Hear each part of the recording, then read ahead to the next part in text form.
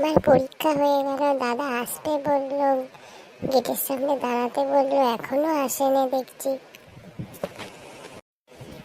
বাইরেটা গিয়ে কি দাঁড়াবো?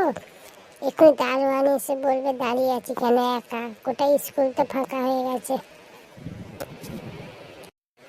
না, আর একটু দাঁড়াই, দাদা যদি এসে যায় তাহলে ভালো, নাহলে বাইরেটা দাঁড়াবো। বলু।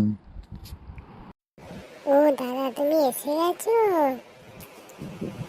হ্যাঁ রে, এসে গেছি। আরে তাড়াতাড়ি চলে আসতাম, রাস্তায় এত জ্যাম না, আমি তাড়াতাড়ি গাড়ি চালাতে পারছি না। তোমাকে তাড়াতাড়ি করে আসতে বলেছি, তুমি তোমার রাস্তা দেখে শুনেই তো আসবে। না, ভয় করতে হবে না। চল এবার, চল বাইরে চল, সেখানে গিয়ে কিছু খাওয়া দাওয়া করে তোকে নিয়ে একদম বাড়িতে চলে যাব।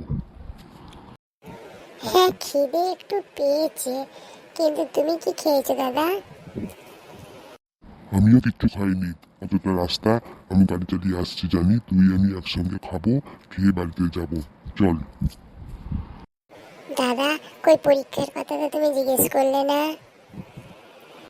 আমি জানি আমার বোনের পরীক্ষা ভালোই হয়েছে, আর এই এই মুহূর্তে জিজ্ঞেস করবো না, খালি পেটে কি এসব ভালো লাগে? চল চল চল, এক্ষুনি দারোয়ান এসে যাবে। হ্যাঁ চলো দাদা, তাই তো আমি চিন্তা করছিলাম, ওটা ক্লাসটা ফাঁকা হয়ে গেছে, এক্ষুনি দারোয়ান আমাকে এসে বকবে। আমার তো দারোয়ানের সঙ্গে দেখা হয়েছিল গেটের সামনে, আমি তো বললাম বোনের সঙ্গে দেখা করতে যাচ্ছি, বোনকে এক্ষুনি নিয়ে বেরিয়ে যাবো, চল।